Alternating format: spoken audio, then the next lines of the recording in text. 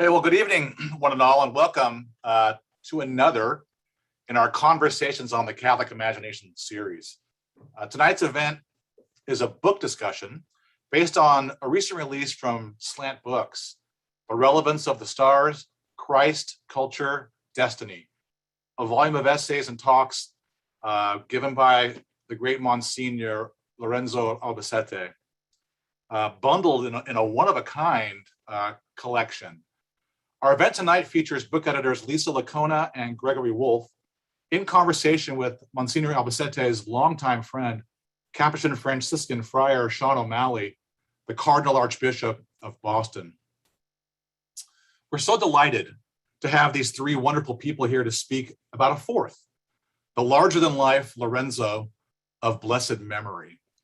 Please check out the bios of our esteemed guests on our webpage so that we can conserve time for what promises to be substantive and rousing, because the spirit of Monsignor Albacete will certainly be with us.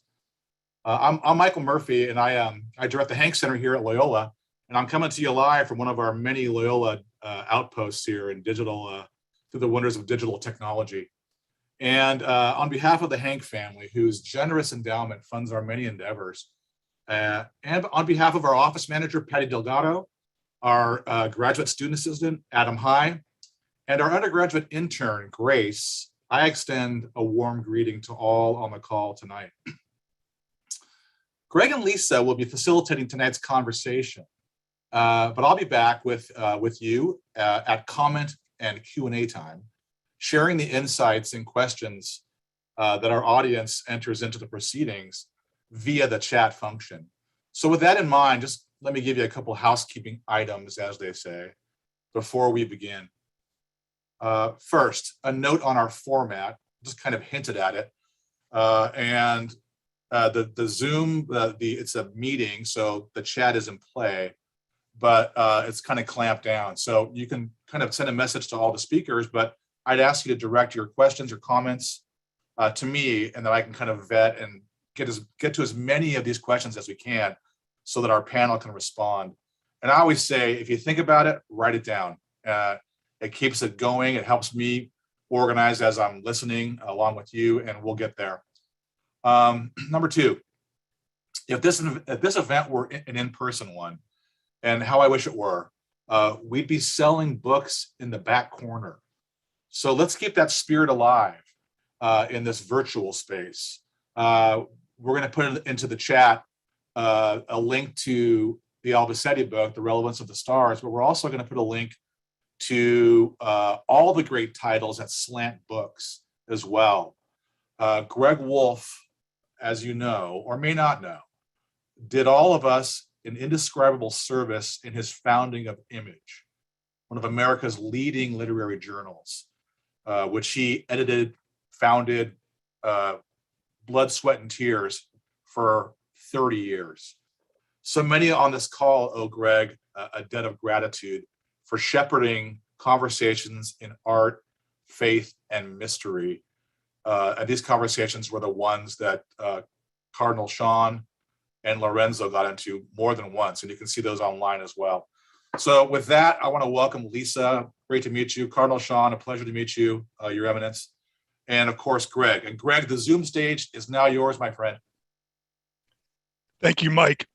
It's an honor and a pleasure to once again be a participant in the kind of serious, timely conversations that the Hank Center fosters about the church and the world. And of course, I'm very honored to be present today with my colleagues, Lisa Lickona and His Eminence, Cardinal O'Malley. I just want to say a few quick words by way of framing today's event, because for many in the audience, today's session may be a little bit unusual. It's a book presentation. We're presenting a book. What does that mean? Well, in my experience, this format is much more popular in Europe and Latin America than it is here. But I think it's worth doing for a number of different reasons. We're talking about a man who was, to be honest, briefly famous for a time in the late 90s and the aughts of this new century, and who is now sadly gone from us. Someone who very few people today know in a direct sense, very well. And the book under discussion is from a small and somewhat obscure publisher. And so we need to do some remedial work to try to bring this man and his legacy forward and into this new century fully. And hence the desire to put the book together and to have this session today. Let me just go over a few of the things I think signify the significance of Lorenzo Albacete for our time and what we hope to touch on during the course of our conversation. The first reason to do an event like this is that Lorenzo himself had absolutely no interest whatsoever in self-promotion. And that's in part why Lisa and I had some hard work to do, because he was a man who was living always in the present moment. Somebody would come to him and ask him to give a talk. He would give a talk, and if we were lucky, he would write it up and in notes with plenty of typos, and he would leave it on his hard drive and never think about it again. He was a man who was always focused on the other and never really gave a thought to putting his work together for publication. Really, people had to come after him to make any of this possible. And this book is one sign of that. Another reason that we're doing this is that Lorenzo Albacete was one of the great all-time characters. As Mike said, and a larger than life personality. And in this case, not just because he was funny and hilarious and free, and he was all of those things, but because his convictions, his deepest beliefs, and his personality were truly mirrors of one another. They were integrated. He wasn't just an academic theologian who happened to be able to tell jokes. His full human personality and his vision were absolutely one and the same. And frankly, he deserves to go down in legend as one of the most amazing people in the American history of the American church. Another reason we want to discuss the significance of Lorenzo Albacete is that in some ways his own witness and life and writings and speeches signify a turning point for the lay movement, communion, and liberation in North America. As many of you may know, this movement was founded by Father Luigi Giussani in the 1950s in Italy. It's been present in the States now for decades, of course, but we've always had a phenomenon in the movement of a language that is very Italian in its rhetorical style and elements, and with many unusual terms.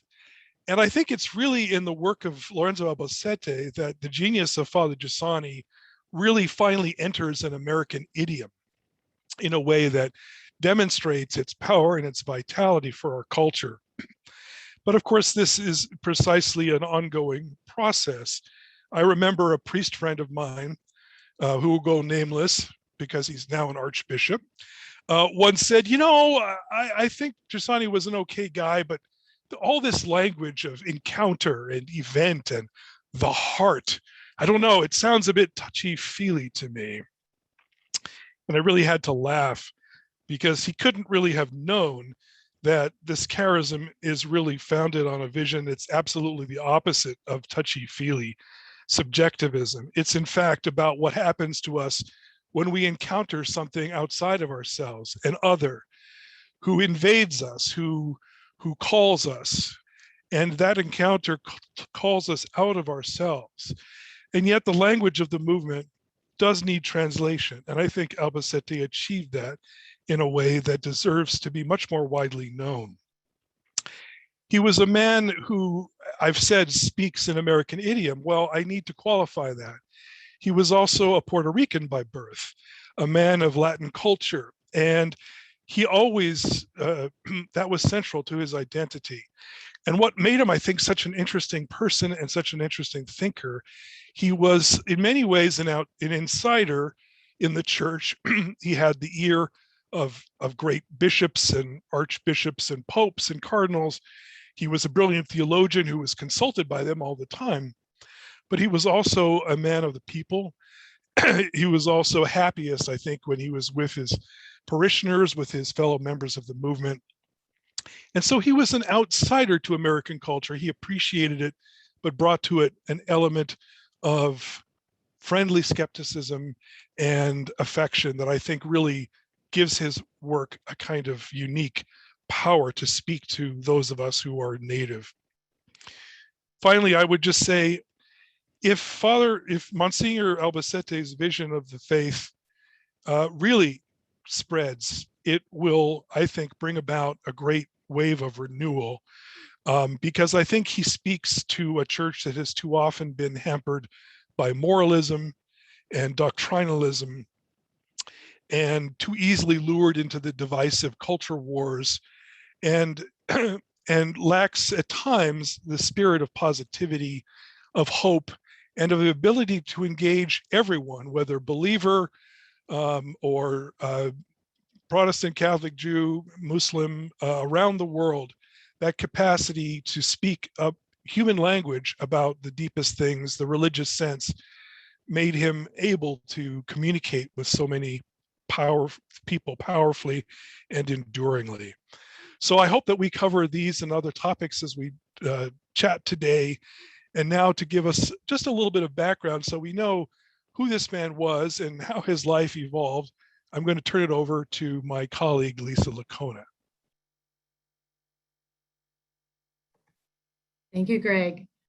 I want to start off by just thanking the Hank Center for inviting me. Thank you, Mike, for that beautiful introduction. And I'm so grateful to be here with you, Greg, and also with you, Your Eminence.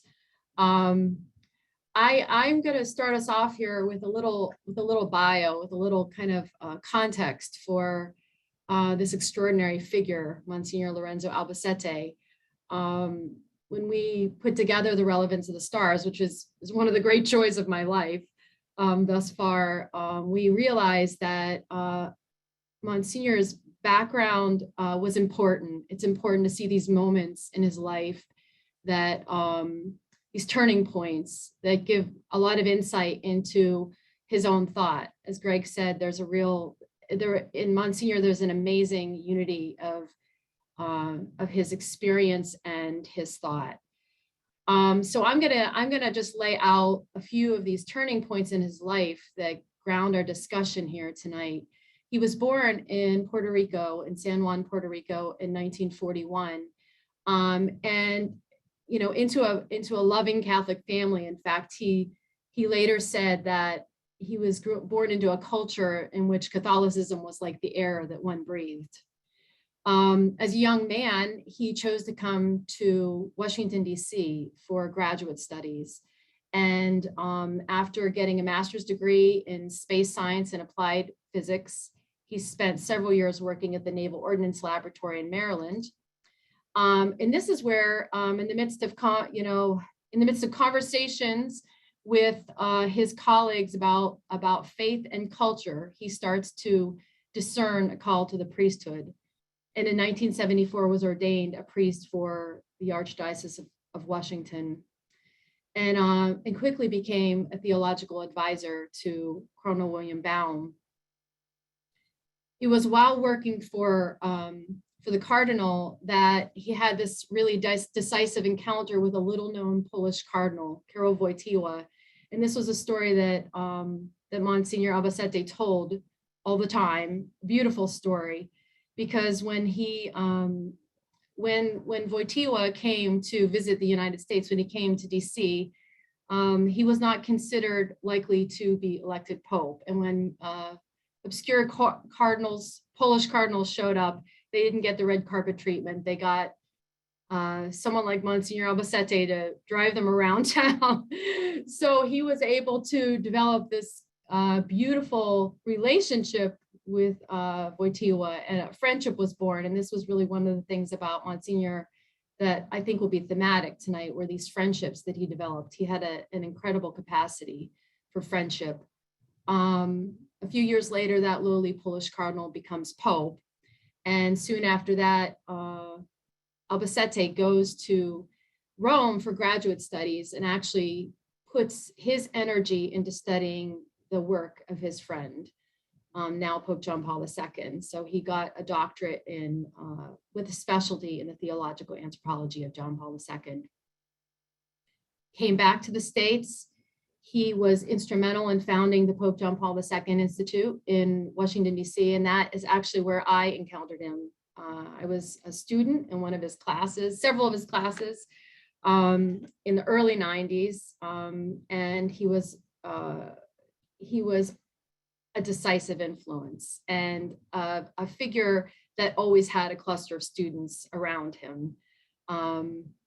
He was there in DC for 9 years, had a year, spent a year in Puerto Rico, returned to Puerto Rico to serve as the president of the Pontifical University of Puerto Rico there, and then came back to New York and took on a post at Dunwoody, St. Joseph's Seminary in New York City.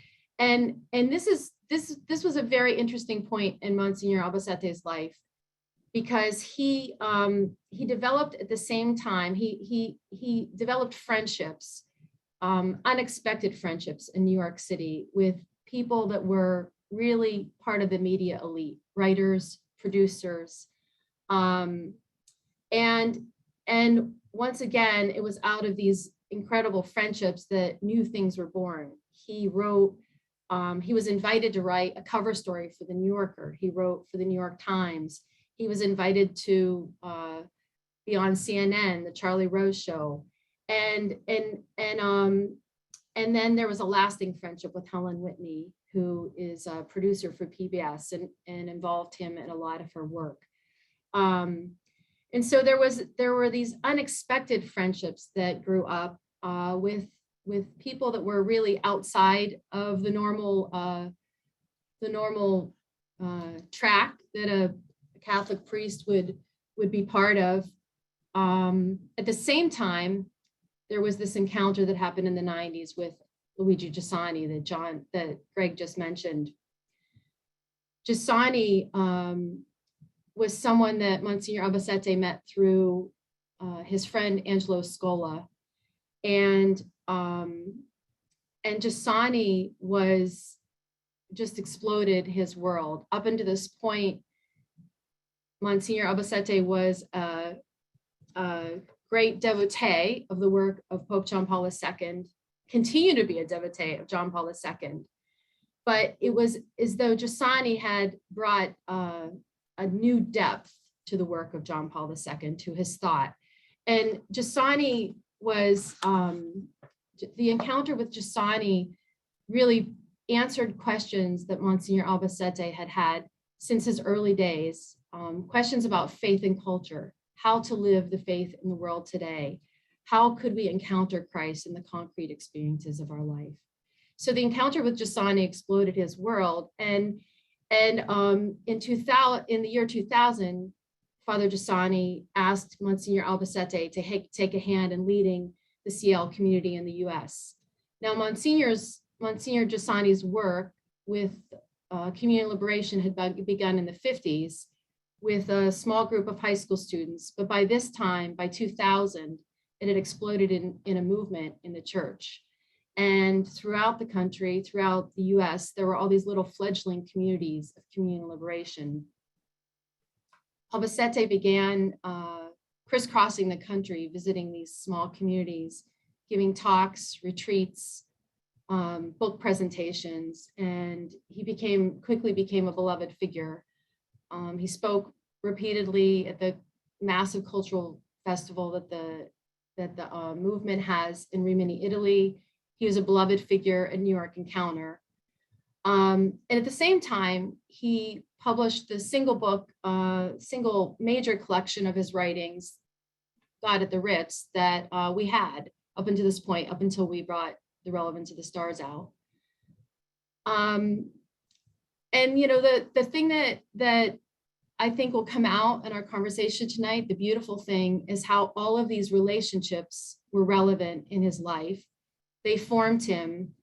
And certainly when he passed away in 2014, the outpouring of love that came forth at that time from a wide spectrum of figures was evidence of how relevant and how decisive his influence was on was for so many people. At that time, at Monsignor Albacete's funeral, His Eminence Cardinal Seán O'Malley gave the funeral homily. I was very grateful to have the opportunity to be there that day.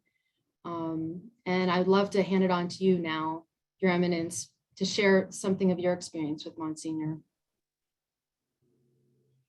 Thank you very much, Lisa, and thank everybody for being here tonight. When I was growing up, wherever you visit a house, they always had many Reader's Digests lying around. I don't know how many people read Reader's Digest anymore, but two of the most popular columns that they had, one was Laughter, the Best Medicine, and the other, which is probably the most read part of Reader's Digest, was the column that was the most unforgettable character I ever met. And if I were asked to write for Reader's Digest, I'm sure that I would write about Lorenzo Albacete, because he is not only the most unforgettable, but one of the most lovable characters that I have ever met. I am so grateful to all of you, to Olivetta Danese, to you, Lisa and Greg, for all that you're doing to help more people know the legacy of Father Albacete, who made such an extraordinary contribution during his life, but we have the treasure of his writings and his vision that he shared with so many people. I met him probably in 1968. I was Brother Seán at those days, a seminarian, Capuchin friar, studying at the Capuchin monastery near Catholic University, and working with the Hispanic immigrants at St. Matthew's Cathedral. And Lorenzo, as a young layman, was often very involved in the activities of the cathedral with Monsignor Kuhn and the wonderful staff and people that were there, Rosario Corredero, and so many people that were dear friends of Lorenzo's. And it was there that that I first met Lorenzo, and where Lorenzo first met Cardinal O'Malley, who was eventually the prelate who received him into the seminary. But typical of Lorenzo, he arrived at the cathedral one evening and there wasn't any parking, so he parked in the Cardinal's parking space, of course. And before he could get out of the car, Cardinal O'Boyle's car pulled up behind him, and the Cardinal got out and went over and rapped on the window. Lorenzo lowers the window and he said, "Who are you?" The Cardinal was sort of a curmudgeon. He was a wonderful prelate, but he was, he could be tough. And Lorenzo very calmly said, "I'm the Cardinal." And Cardinal O'Malley said, "I'm the Cardinal." And Lorenzo said, "Yes." He said, "You're the daytime Cardinal." He says, "But I'm the nighttime Cardinal." And with that began an extraordinary friendship between Lorenzo Albacete and Cardinal O'Malley. Those were challenging days in the church. We were in that period of great upheaval after the Second Vatican Council, and there was a lot of polarization in the church. I mean, sometimes, you know, we look back on this golden age that really never existed. We had our crosses and conflicts and problems in those days. And but Lorenzo was a master at being able to speak with everybody and listen to everybody. Pope Francis has called for this synod on synodality, which is about encountering people, listening with the heart, in an atmosphere of prayer and discernment to discover God's will for us individually and for the church. That is something that was part and parcel of the life and personality and charism of Lorenzo Albacete. He had such a great capacity to listen. He was, slow to judge, slow to anger. And as the Spanish talk about someone who has don de gente, the gift of people, he had a gift for relationships that was just extraordinary. And he was not intimidated by grandeur or wealth or power, and nor was he put off by weakness, sinfulness, or whatever debility a human being might have. He could be friend to presidents and janitors, to popes and waitresses at the IHOP, where he would take me at 1 o'clock in the morning for chocolate chip pancakes and conversation about what was happening at the John Paul II Institute.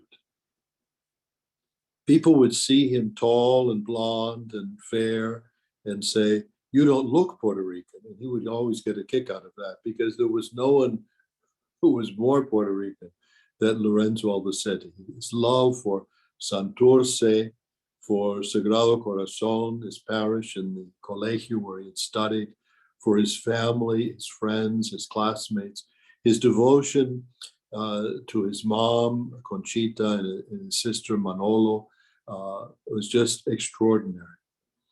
And of course, we all delighted in his sense of humor, in his sense of the absurd.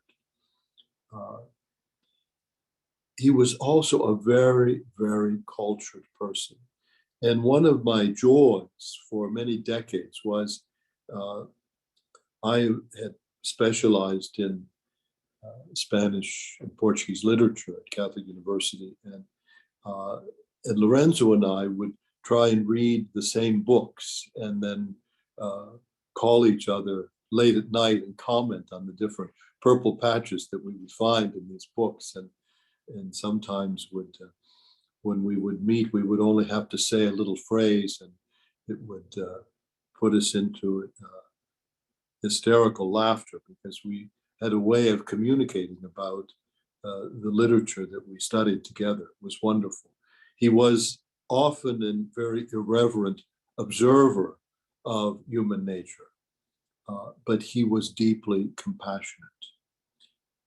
He was the most non-judgmental person that I have ever met in my life, which allowed him to enter into a deep and profound dialogue with contemporary intellectuals and personalities from the media.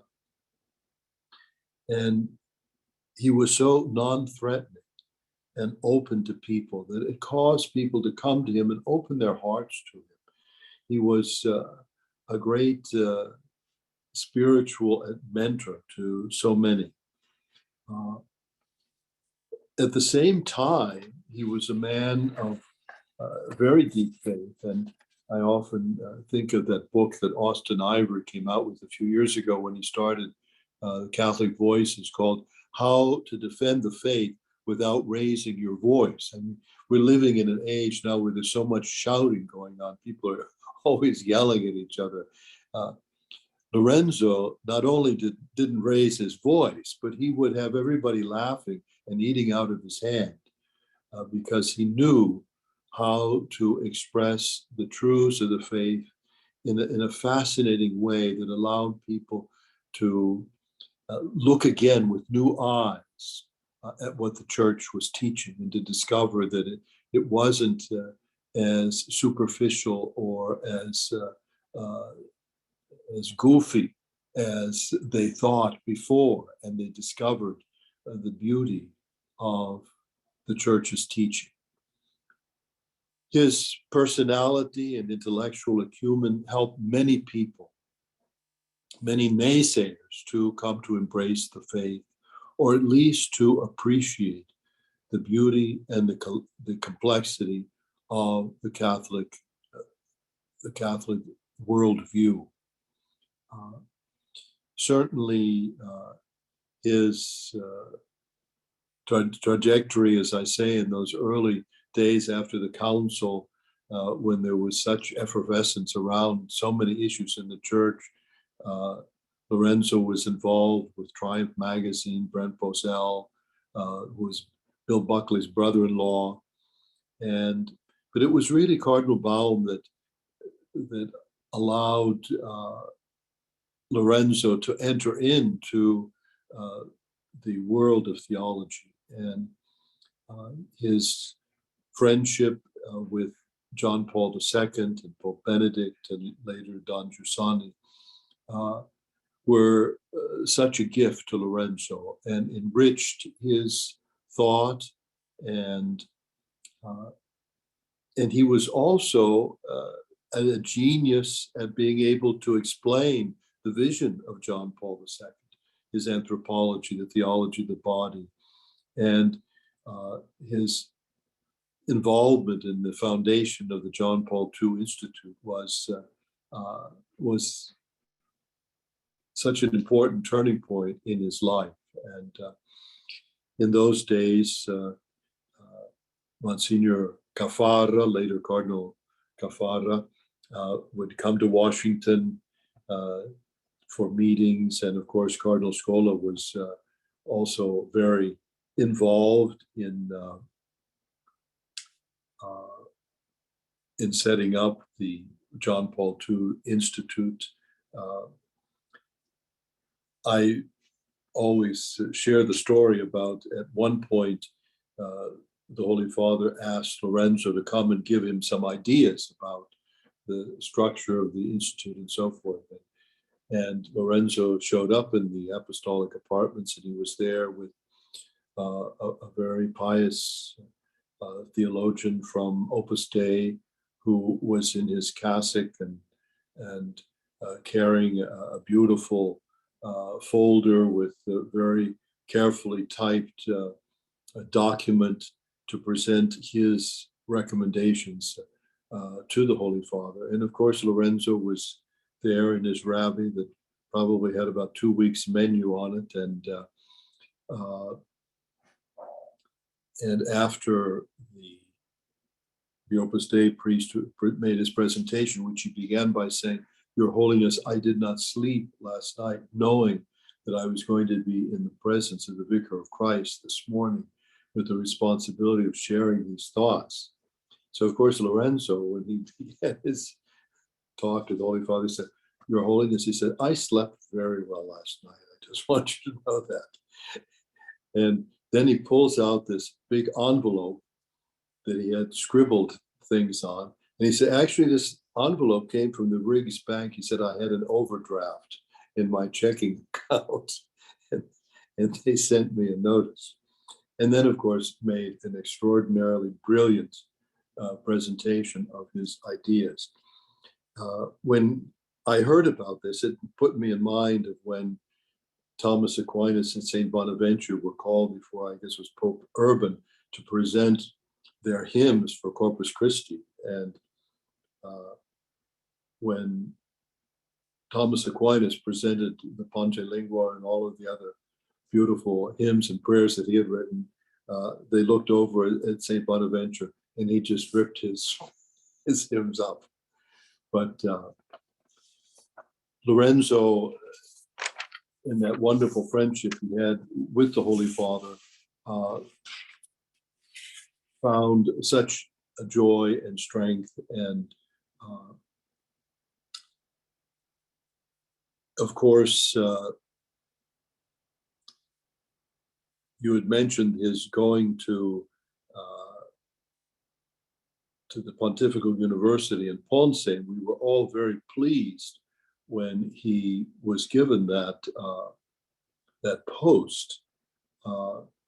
And I remember going down for his installation ceremony, and so many of his friends and family and all of the bishops of Puerto Rico and some other bishops from outside of Puerto Rico were gathered there. And Lorenzo appeared on the stage wearing the academic robes for the university, which is dedicated to our Blessed Mother. And so it was sort of a powder blue gown with royal blue velvet stripes on it, and this little bonnet with a gold tassel, and he's holding something that looked like a scepter. And I was standing next to him, and he whispered to me, he said, well, if this doesn't pan out, he said, I can always get a job with Walter Mercado. Walter Mercado was a TV psychic with a kind of Liberace-esque flamboyance in his dress, wigs, and jewelry that he wore. Unfortunately, his words proved to be prophetic because things did not work out at the university, and that was a very sad moment for those of us who loved him and supported him.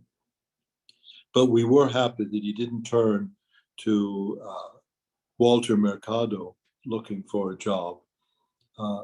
But eventually, as we say, God always brings good out of evil. That door closed, another opened, where he went to Dunwoody, which also was a meteoric career.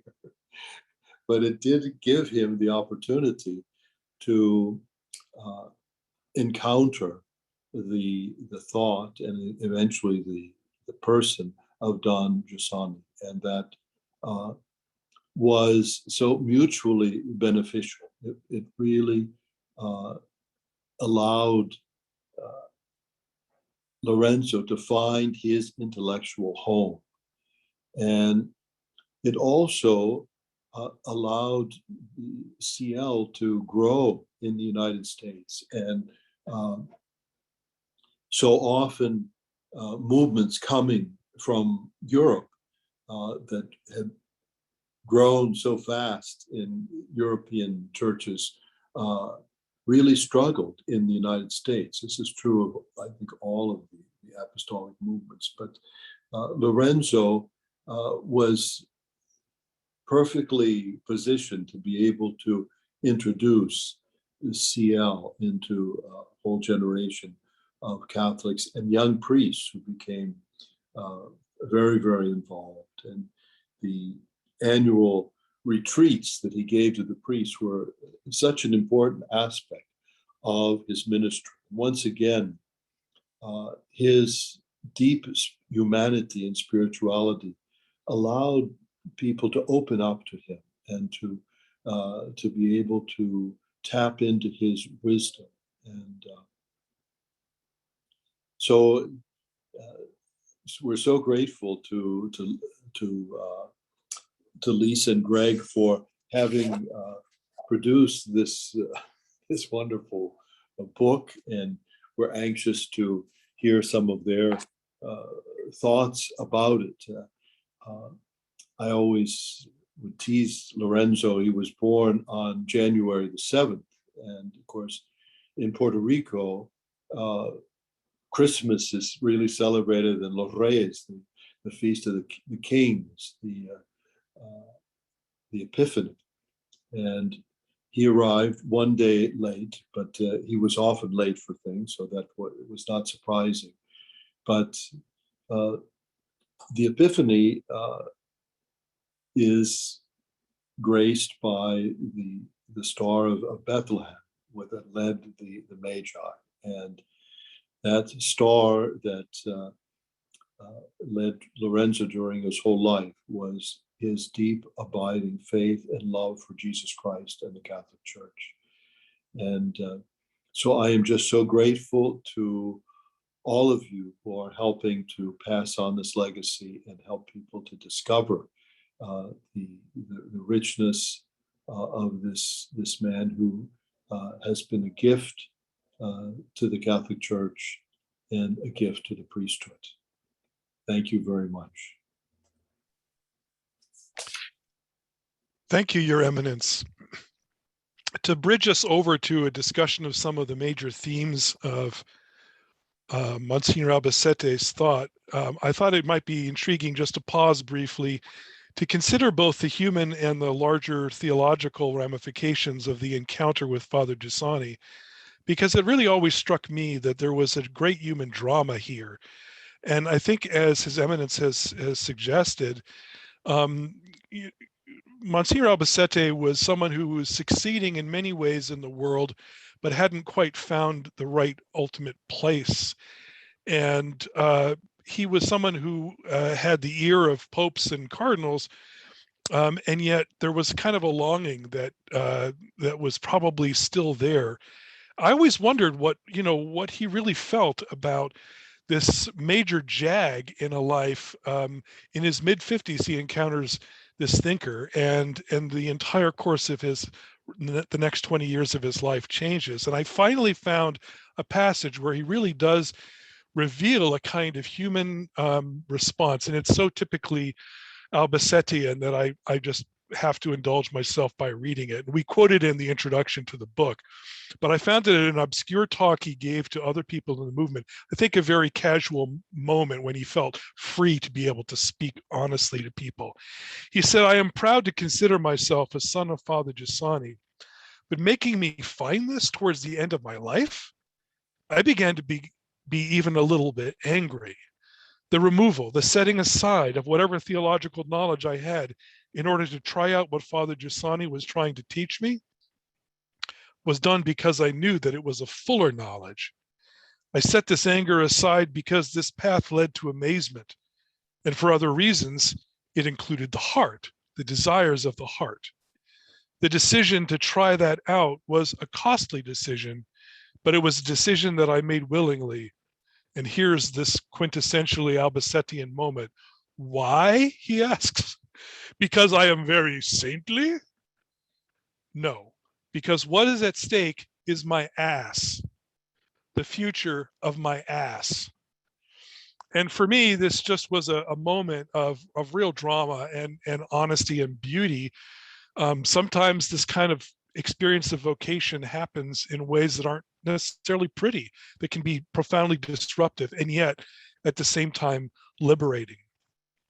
So as we now try to talk about at least some of the major themes that Monsignor Albacete adumbrated with such grace and wit, I don't know if the Cardinal is still available to us, but one question we have is what are these gifts that he was able to bring to the present moment? We've talked a bit about a church that is very in the midst of a kind of very divisive moment where it seems like in order to be serious about our faith, we have to pick sides and stigmatize the other side and really talk in extremes that everything is the apocalypse.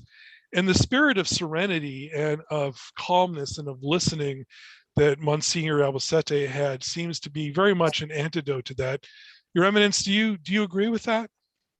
Well, that's why I, talked about Pope Francis's ideal of synodality. I think Lorenzo expresses that so well. Some people think synodality means meetings about meetings. No, it means being on a path with others in dialogue and prayer to discern God's will for our future. And this is the kind of life and vision that Lorenzo had.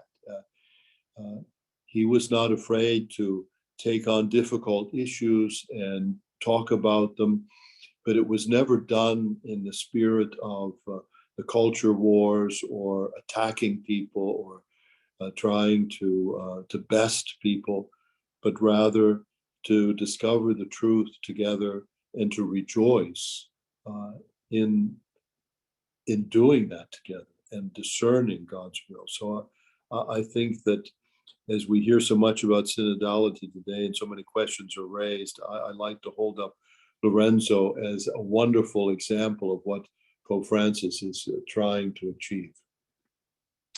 Beautiful, thank you. I'd love to jump in there on that, because I agree with you, Your Eminence. When I heard about Pope Francis calling for synodality, the first person that popped into my head was Lorenzo Albacete. And, I'd like to say a few things about that, kind of in relationship to the themes of the book, because I think it's very easy to look at someone like Monsignor Albacete and say, well, it was really, for him, it was just all about being a really good listener and tuning in and, meeting people where they're at. But I think there was actually something maybe even more profound going on with him. And I have to say, every time I read this book again, and of course, in the course of editing it, you go through it many, many, many times, I am challenged and converted by his approach. And so I want to say something about that right now. I mentioned in the little bio I gave that Monsignor had this incredible capacity for friendship, and you brought that out too, Your Eminence. And a lot of the friendships were with the most unlikely people, and certainly the friendships that he developed with what I would consider the media elites in New York City fit in that camp. And I think there's a beautiful story in the book that illustrates his capacity for friendship.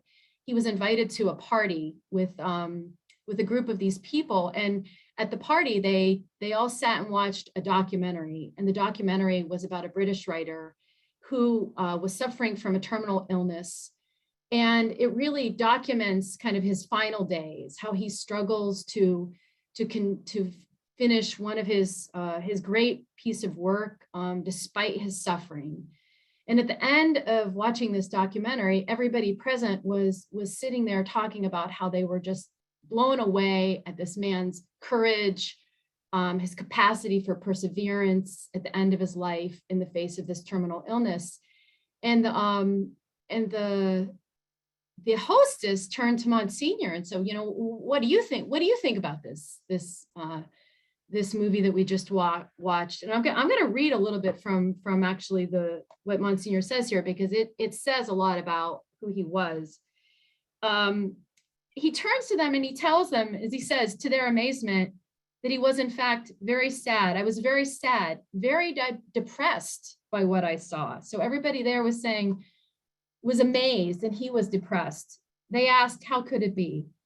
This man's attitude to life and death was inspiring, heroic, an example to us, of all of us, of spiritual maturity, they insisted. I said, well, maybe, but in the end, he's dead. He's gone. I am sad at that. I am depressed that for all this spiritual strength and heroism, he's gone. I will never be able to meet this man. I miss him. For Monsignor, he prefaced this by saying, before he spoke, he said, I decided to take seriously my own advice. And this is the important point. Listen to your heart. Do not ignore anything. Be attentive to reality. I mean, that's a son of Giussani there, if I ever heard one. But that expresses what Monsignor was about, which was going all the way to the depth of where the human heart is. And in any given situation, there was always this desire in him to get to the bottom of what the heart was really all about. Now, in this situation, that was extremely risky. I mean, he was there, he was kind of the token Catholic priest. He would joke about this, I was the token Catholic priest in the room. And when people turned to him, what was expected was some inspiring words, something that would lift everybody up. But he wasn't going to do that. He was going to go to where he really was. There was this desire to risk his heart in front of other people. And this was this was classic. This was part of his personality, but also part of his theology, right? Because the human heart longs for the infinite. And the only way that we can discover this longing is by being completely straightforward and truthful with the way that we're actually made, with what we're actually experiencing. And I think that that's really kind of brings us to the heart of the whole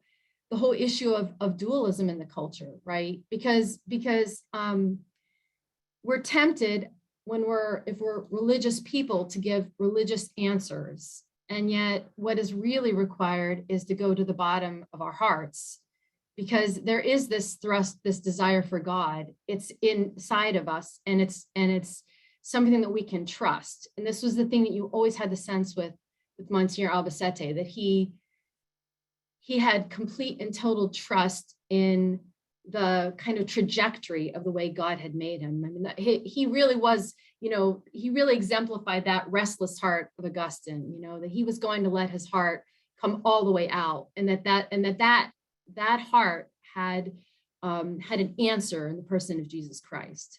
So I think that for me, like the idea of being present to others that we saw in Monsignor Albacete, I mean, it was something like what Giussani called a presence. He had a capacity to live his humanity in front of other people, and whether they were religious or not, it was attractive. It was disarming. It made you feel free to be who you were and to live your humanity, and that's really what gets you on the path to Christ. Absolutely. I agree with that. And I think at the heart of dualism was Monsignor Albacete's recognition that the incarnation is the ultimate model for us. It's the perfect balance of these aspects of the human person, the flesh and the spirit, justice and mercy, heaven and earth. And part of the reason that we live in a world of culture wars and dualism is that we tend to separate these things, and we tend to think we pick one side, and we can characterize the right in different ways. It tends to emphasize justice, and the left mercy, and you can go down the line with that. I don't want to bog us down, but I really think that wholeness, that unity, that incarnational unity was at the heart of his vision. And I think it's, of course, easy when we talk about synodality to mock the idea of dialogue, because dialogue is people just shooting off their mouth and saying whatever they want and nothing will ever happen. But it's important to remember with Monsignor is that as good a listener as he was, he, as a person in dialogue, he wasn't shy about speaking, and he spoke with a very robust basis in an idea that faith and reason were ways of knowing the world. And it wasn't just that he listened and whatever anyone said. He, as you say, in that cocktail party, he risked a lot to speak his mind and say, I'm sad that this man is dead. He's gone. I miss him. Something's wrong with the universe, that death exists in it. And I'm going to tell you that I believe that. And that, of course, intrigued people rather than put them off. And they wanted to talk more deeply. What is this deeper Catholic tradition from which you speak? And I think that's what's so powerful. Here's just a short quote about dualism that I found really powerful from the book. He says, the culture is defined in terms of how we look at and experience reality. The real choice is between a dualism that separates the sacred and the secular, the flesh and the spirit, and a unified incarnational vision. All of this is sustained by the grace of the encounter with Christ. It's unexpected, but it isn't a purely mental operation or purely spiritual. It occurs through someone in a given place at a given time. Fidelity to that particularity is essential because that, keeps us within the orbit of the encounter, sustaining our approach to the real. And here's the part that I really love. Christians are not here to show a specifically Catholic genius or to engage in a battle. We are here to give witness to our faith, yes, but also to really live with the confidence that that same faith gives us to understand what is real, what is being seen, what is being lived. Again, this awakens interest, and with interest, light. This is the only way. I love that. I think that's from the talk, or from the essay, Everything is Grace, right? And I, that draws there, Monsignor was drawing on that beautiful quote from Saint Therese from her last conversations, right? Everything is grace. The same quote that Bernanos picks up in the Diary of a Country Priest, he puts it in the mouth of the dying priest, everything is grace. And that's another way into the whole the whole problematic of dualism that you were talking about, because, you know, here Monsignor emphasizes that Christianity is a gift, right? The encounter that we, you know, what makes Christians different from non-Christians? It's not that we have a better, well, you know, we do have a great set of rules, I guess I would say, but it's not primarily our set of rules. It's what's different is that we've had an encounter with the person of Jesus Christ, right? Which is an unmerited, a gratuitous encounter. Something has come, someone has happened to us. And that's what Christians bring into the world, right? It's not primarily, I mean, this is the challenge, right? Is of what we're tempted to do is to think that what we bring is a certain set of rules, a certain set of guidelines, but what we bring is the person of Jesus Christ. Now, of course, a lot of things flow from that, but to start with Christ gives a totally different approach to our encounters with others, right? To the conversations that you were talking about, Your Eminence. I mean, that's really where Monsignor always started.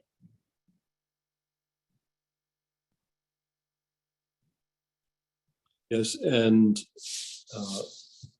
in today's world, where for so many science comes to replace religion, Lorenzo understood that, you know, as Saint Anselm says, that it's fides querens intellectum, intellectus queris fide. Faith is seeking to achieve understanding, and understanding helps to lead us to the faith. And his background in science, combined with his deep theological reflection, made him a wonderful apostle for people in today's world that under the influence of secularism are looking to science for answers to the ultimate questions. And those, we need to look to the stars to find those answers. Right. I wonder if I can jump in here, or Greg, please go ahead. No, I was just going to say that one of the things that corresponded to his personality, but that Giussani really helped him to fully articulate, was a critique of what he called what has been called moralism. Moralism is precisely this idea that you put, you know, the rules first, and that our ability to follow the rules is what sets us above others, or becomes the basis of our critique of others. The sort of restless driving, you know, need to put your case that others are wrong and we are right, that others behave badly and we behave well, that I think he understood was really a deeply unchristian way of, and that's not to say that these things don't matter. They do. He cared about morality deeply, but starting from Giussani, what he felt most deeply was that morality comes from a living relationship with another, right? That morality, the source of morality is my honoring of a relationship I have to someone else, doing right by them, caring for them, caring for my encounter with this other. And in that sense, if the living relationship, if that encounter is not foremost in my mind, then I'm not going to be interested in behaving rightly.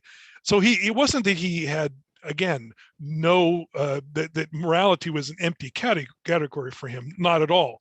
He believed that it was a matter of priority and the centrality of a lived faith, out of which this grew, and which corresponded to the great complex edifices, as Cardinal Seán said to us, of the Catholic intellectual tradition, that those dovetail together. But if they weren't growing out of a lived experience, then they become nothing more than a tribalistic, a party in which one party is constantly driven by the need to defeat the other party at the polls. And that is not the faith. That is not how the faith grows and catches on and renews both church and culture. Yeah, that's excellent. I'm just thinking as you speak, Greg, I think of Father Benedict, Pope Benedict XVI, and he said we can't reduce Christianity to some program in ethics when it's an encounter with the living God. I think we'd agree, this is in the program, so Cardinal Seán as well, we need to luxuriate in the honey baritone of Lorenzo Albacete. And so we have a clip here. It's not from the famous debate with Christopher Hitchens, which is a great one. And in that debate, he totally disarms Hitchens, if you watch it. He disarms Hitchens for all the reasons that you three are citing. He enters into a relationship with him, and Hitchens doesn't know what to do. Because he doesn't beat him with his own stick, but it's rhetorically interesting to watch that debate. And I just recommend watching Albacete. I'm going to show you why. Here's a 5-minute clip. It won't seem long, but it takes us deeper into your questions, you three. And I think it'll spring us back into commentary, response, and then we'll get some of our listeners in as well. So I'm going to share a screen, as they say. I'm going to do my clicks. That's all good. All right, technology is working, and here he is, Monsignor Albacete. For that reason, because of that, I want to know, is there a way, a reasonable method by which I can verify the claims of the religious experience, of a religious contribution, if I'm trying to find the minimalist language possible, religious contribution to the way I see life and live it. And I believe that there better be, because if there isn't, then I am completely uninterested in the subject. How might one do that? What we really have to do, I believe, and in this I am entirely dependent to a man, the founder of the movement that I follow and that I'm more or less, I don't know what the heck I really am, concerning the movement in the United States. It's a book called The Religious Sense by Father Luigi Giussani. In so many ways, God at the Ritz is the total vulgarization of the religious sense. If you want a more serious, more presentation of what is here, which quotes Monty Python and everybody and Broadway shows, because I don't know Italian poets. Here, Dante, and that's the kind of it's amazing, good stuff, Rilke, all of that material. But here in my book, I try to bring it down to my humble level. The question is, there is me, and there is reality out there. What we need to investigate, I believe, and this is very important because a discussion about this is already a dialogue between people of faith and people who do not have faith, but both who are willing to submit to a reasonable analysis and evidence, something claimed to be evidence. What is claimed to be evidence here, what I think we should all look at, is our spontaneous reaction to reality. Better, to investigate the structure at all levels, the structure of the human reaction to reality. The unleashing of the question about why, and not only why, but what next, the unleashing of reason itself, ground zero. And to observe oneself when that happens. Most of the time, we have lost the purity of such a moment, but it's there, it's there. I remember, and mentioned in my book, a cartoon in the New Yorker, in which this lady and her husband, very, very type New Yorker cartoon, New York resident people, are bringing the little baby out of the hospital, newborn, born a few days, going back home in any case, and the taxis and the buildings and the canyons of Manhattan, everything are there. And then the little baby is there, and then the lady says, Harry, look, Harry, the world. That had this great impact on me. Suppose Harry could see or think or anything. What would have been his initial reaction when the world impacted him? His initial, zero, before anything starts. And Monsignor Giussani in his book talks about a mental experiment. Suppose you could go back into the womb and come out having, however, your awareness, the way your consciousness of yourself that you have now, but not having had the experience of anything else but you. What would be your first reaction? Now this is, again, you make a claim and the other person say, no, I don't think so, etc. To me, I am satisfied because, again, I could confirm it by even looking at that cartoon, that the immediate reaction is surprise, awe, marvel, wonder. Oh, look, Harry, the world. She herself was communicating that experience to Harry. Again, Harry had no idea what was going on. But had he been able to see, he would have marveled, wonder, stupor. All of these are words that resonate in what I'm trying to explain. I have them here. Stupefaction, to be overcome by wonder, to be invaded by wonder, to grasp reality as an event. That is, it's not just there, it has touched you, it has attempted to initiate, or you want to initiate a dialogue with it, an event, a presence, a marvel, something totally given to you. You are not, one thing is clear, you are not the author of that, whatever that is and whatever it's coming from before you begin classifying it or doing anything, you are not its author. So it's you run into it. So the original activity, if you wish, is in fact a form of passivity. It's a receiving, a taking note of, a recognizing. It is to become aware of an inexorable presence that attracts, but which is always beyond and always other, the radical otherness of it.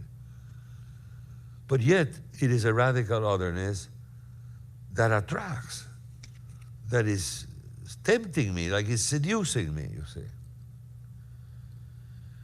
And that launches one. The important thing is not to stop, to continue pursuing that experience, to see where it goes.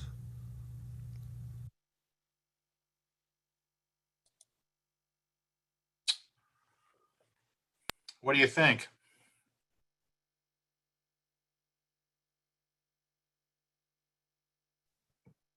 That was a really well-chosen clip, I have to say. That was excellent editing on your part, because that was jam-packed.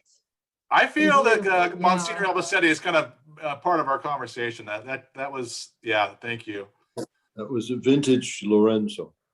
Yeah, that was at Columbia in 2011.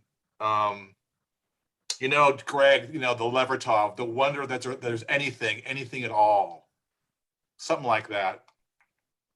Yes, absolutely. The givenness of our life, the awareness of being born, where Slant's actually publishing a book by Giussani. It's a dialogue book with another thinker coming out next month called The Meaning of Birth. And that kind of existential awareness, that sense of you know, it goes back to Aristotle, of course. All learning begins with wonder. And this is not touchy-feely, right? These are fundamentally human experiences that we forget when we get more and more abstract. We abstract and abstract. Everything becomes an ideological system. But this was Monsignor's gift, was bringing us back to our experience. What is it? How do we live? How he would say, you know, following Giussani, observe yourself in action. And that's a challenge that's very easy to forget. It's easier to try to just think the correct thoughts and do the correct things, but you're not living a life.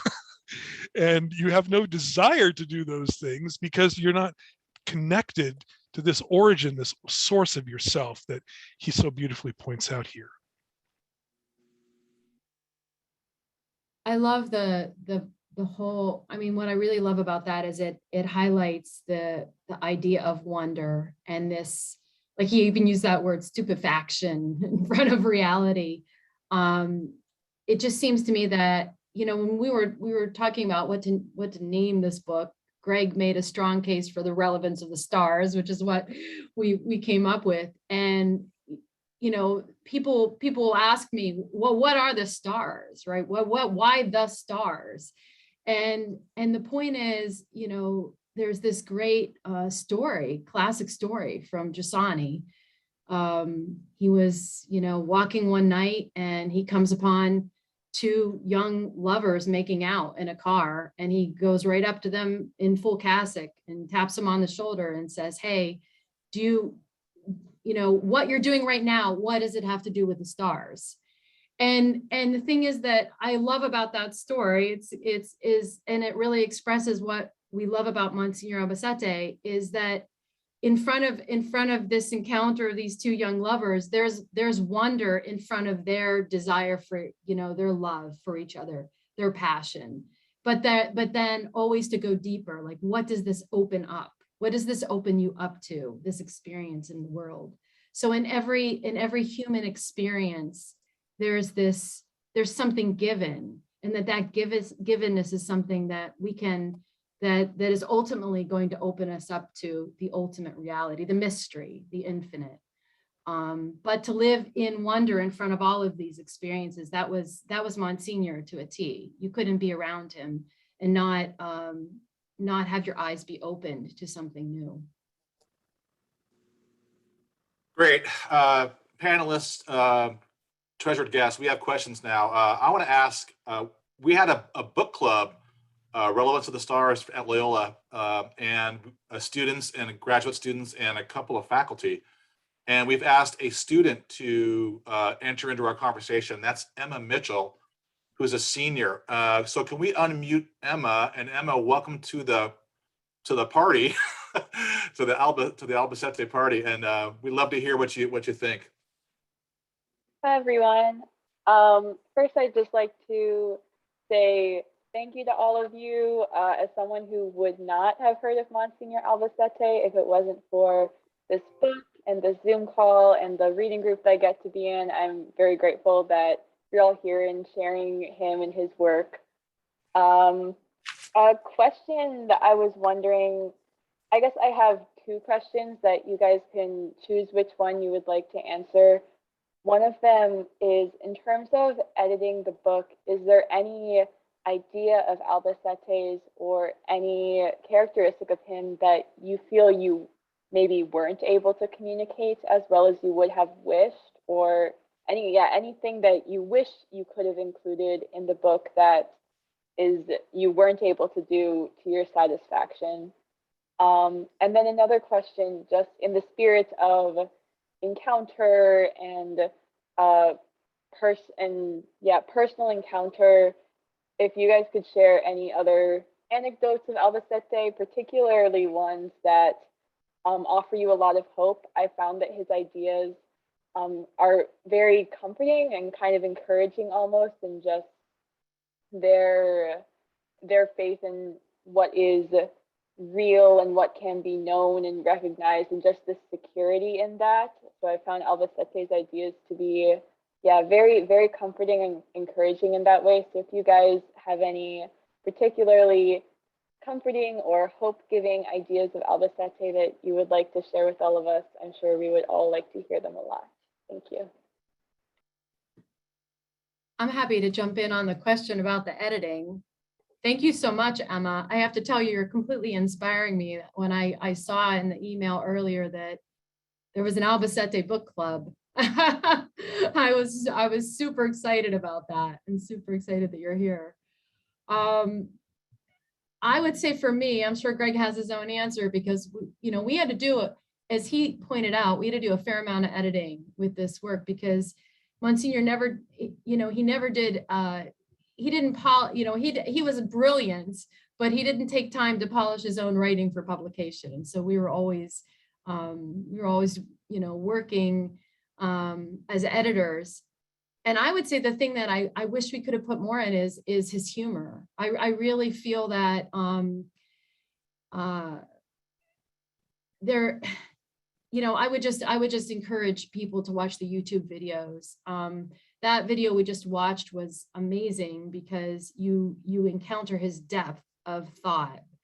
But he is wickedly funny, and I think he's one of these people for whom humor was not just it wasn't just making a joke to put people at ease.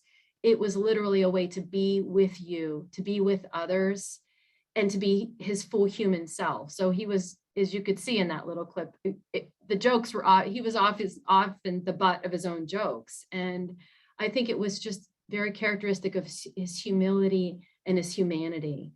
So that would be, I wish we could have gotten more of that in the book. What do you think, Greg? Here's a little flavor of the humor.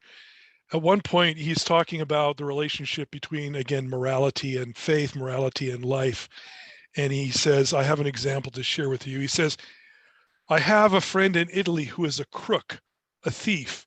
He is retired now, but on occasion he works as a consultant, an expensive one at that, with stores seeking to update their security systems. He really was an excellent crook.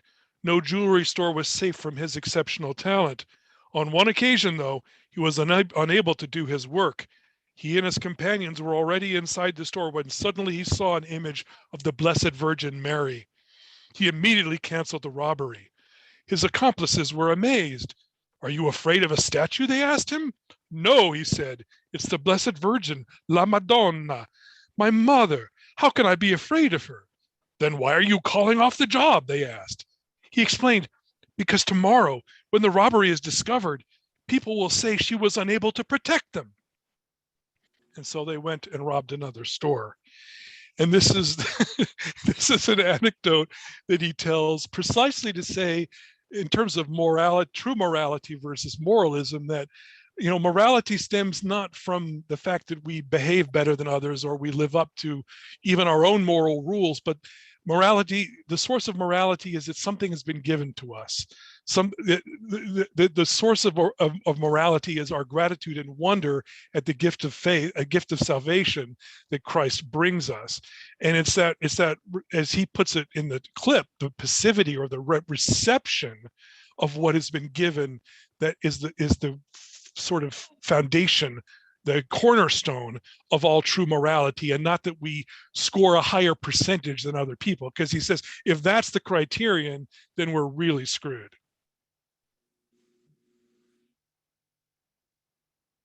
You have a thought, Cardinal Seán? I was just thinking of the video that was presented on the Albacete Hour or whatever it was called at the end, where the child asks him, why did God make dinosaurs? I thought that Lorenzo, it was once again vintage Albacete, the response, and he uses this as an indication to a proof of God's superabundant love for the Son, and the incarnational aspects of it are so important. But and this was just a spontaneous response to the child, but it was just filled with such great theology and wisdom. Typical Lorenzo. Yeah, thinking more about that all kind of compiles together, but I for some reason associate G.K. Chesterton to a point with Lorenzo, because GKC finishes orthodoxy with the great secret of Jesus was his mirth. And, Albacete, Monsignor, another line by Chesterton is that funny is not the opposite of serious. It's the opposite of not funny. And so, you can get a lot of mileage out of that. But let me just throw another question now. We have many in advance. There was a lot of questions in advance about Albacete being a voice to overcome polarization. And so I think we've hit those topics. There are other questions about people want to hear anecdotes about all the friendships that Albacete had with Commonweal editor David Tulin, with other friends around town, of course, Charlie Rose and Bill Moyers, the PBS crowd who loved him so dearly. So there's that. There's also a question, though, about what would Albacete, what's his view on something like an important issue in the church, women and their roles in the church? Anybody have a thought on that? I'm a woman, so I'll jump in. I have to tell you that I was a student under Monsignor Albacete at the John Paul II Institute, which was at the time in the Dominican House of Studies. So we had a handful of female students and a lot of young seminarians and young theology graduate students. And I experienced Monsignor Albacete as being absolutely encouraging of my own personal path, studying theology. I think that he was a student, he was an adherent of Pope John Paul II. I would say, the amazing and beautiful things that are said in Mulieris Dignitatem about the dignity of women, their capacity to bring a way of interacting with persons into the world and being leaders in the way of witnessing to self-giving love. I would say he was all behind all of that in the most profound theological way, but also was personally encouraging of my own path. Thank you, Lisa. Anybody else want to weigh in on that very important issue? I would just say Lorenzo had many very deep friendships with women that were very life-giving for him. And I think, there was nothing machista about his attitude towards women. It was the farthest, that kind of an attitude just did not exist in him. I think there's a danger of stressing too much Lorenzo's sense of humor, because it's not just a matter of fun.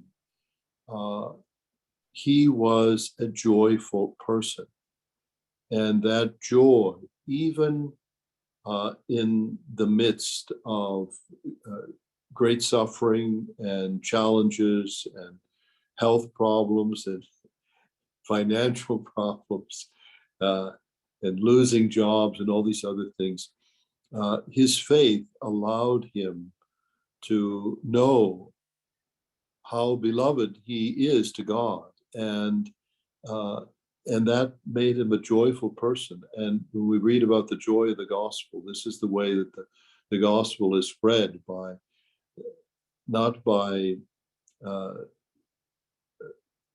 good humor, but by having that joy that comes from a relationship with God and a deep awareness of how much our God loves us.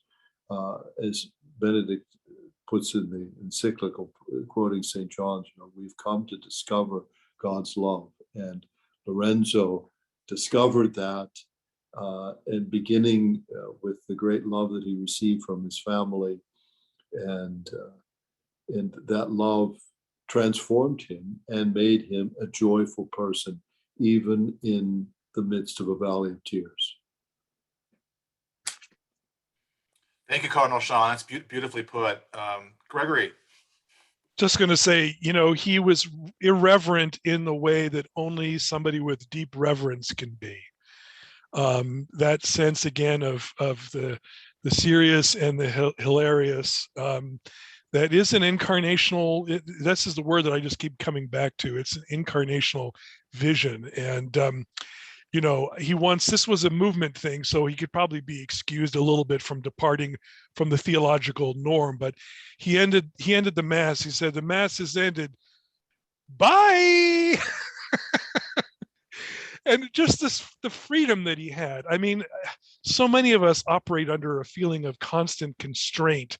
How do people look at us, and am I doing the right thing? And he was just blissfully free of that. He didn't draw boundaries where we are socially expected to. I mean, he had a sibling, for example, with severe mental and emotional challenges, and when that sibling called him, he would always take the call. And in fact, one of the times that I witnessed, he was speaking in front of an audience of, I think, 500 people, and his phone rang, and it was his sibling, and he picked up the phone and he carried on a conversation in the middle of the talk.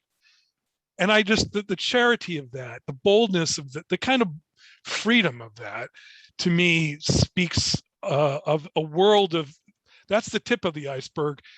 That huge element underground is all the theological, intellectual Catholic tradition that's there. And yet, the point is, we see only the tip of the iceberg, and we only need to see the tip of the iceberg. It's going to exist when that ballast is there of everything. But it's this beautiful, thing that we encounter that enchants us and inflames us and attracts us, and that's what he was able to reflect so beautifully. And I always enjoyed it when people asked him, what is communion liberation? And he would respond, it's Opus Dei for bad people. Well, Cardinal Seán, back to your joy observation. It's wonderful. It's very, it seems to me, maybe a short trip, but very Franciscan to say that. Giving St. Francis, I think they had the real gift of joy. And the freedom that Pope Francis has, he's another very free person. That was remarkable in his papacy. We're moving to the end here. We want to allow time for prayer. But I just want to note a couple things. I want to thank people for their questions. Stephen John Fogel's question, and then Ernest Rubenstein, forgive me, also has a question, which I'll get to in a second. But I do want to put a light on Olivetta Danesi, who works with the New York Encounter, and she texted me the Albacete Forum link, where you can watch a beautiful 1-hour video of Monsignor Albacete, and we encourage you to do so. But here's our last question. It's maybe just a quick comment, and then Lisa, we want to hear from you. What about the role of doubt in this? There's joy in Monsignor. Was there any doubt? And what role does that play in a life of faith?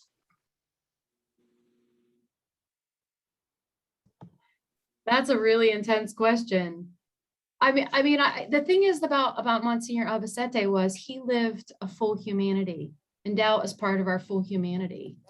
And there was absolutely nothing. My impression as an impressionable young theology student. So I met him when I was 21 years old, sitting in his class, and maybe even the first class was a man who lived the full spectrum of humanity. So we saw him joyful, we saw him funny, we saw him, like you were just saying, Greg, unhappy, challenged, uncertain, and it was all there. And I think the thing about Monsignor was that it was all open to Christ. It was no holds barred Christianity when you were with him, and that was what was so attractive. And we could also do an entire session just based on the amazing providential gift of his being present at when 9/11 happened, which he later, formalized when Helen Whitney made a documentary about faith and doubt at Ground Zero, which is an amazing program. And Albacete is in some ways the beating heart of that. And his willingness to be completely unguarded, not only about his grief and the doubt that this kind of evil and destruction, causes us to feel, but in a sense, even more than that, his sense that he recognized a kinship with the bombers, the suicide, plane people. And he said, this is religion. This is at least an aspect of religion that I recognize in myself. The danger of an absolutism, of an ideology that nonetheless has some kind of deep connection to what I hold most dear. It may be a corruption of it, but I recognize it and I sense a kinship. And this causes me to take it even more seriously and not to stigmatize these people and to try to understand how something good can become evil. He was present and a consoling voice precisely because of that absolute honesty, at a time of absolute national and existential catastrophe. Thank you so much, Greg. That's wonderfully put as well. Really, really important. Something to think about for sure. Lisa and Greg, thanks for your book. Congratulations. Cardinal Seán, we'll give you the last word, and I would request, and I really appreciate you taking us out with prayer. Thank you very much, Cardinal.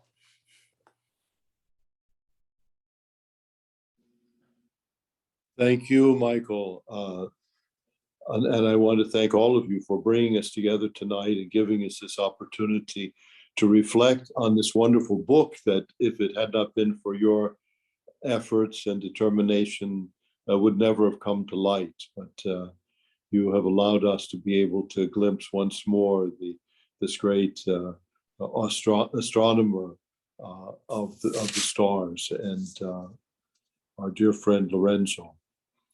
I'm sure that he is praying for all of us as we talk about him here tonight, and I would encourage those who have not read his books to please do so.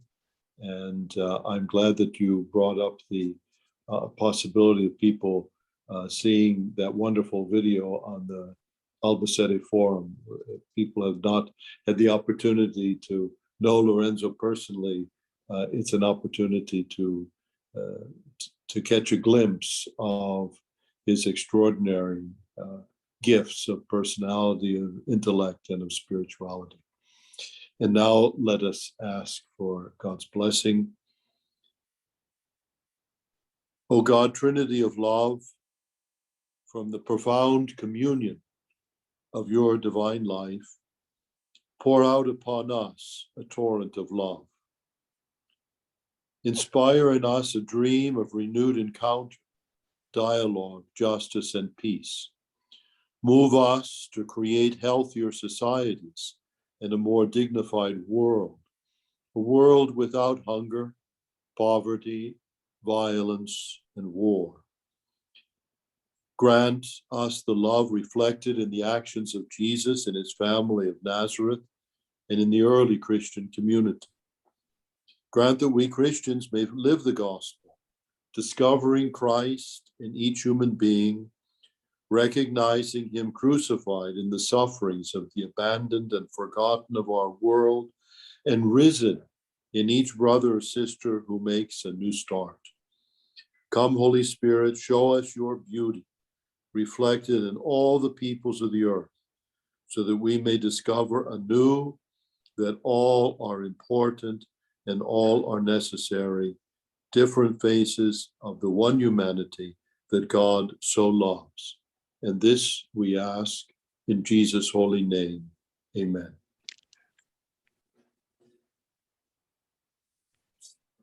Thank you, Your Eminence, and Thank all of you. God yes. bless.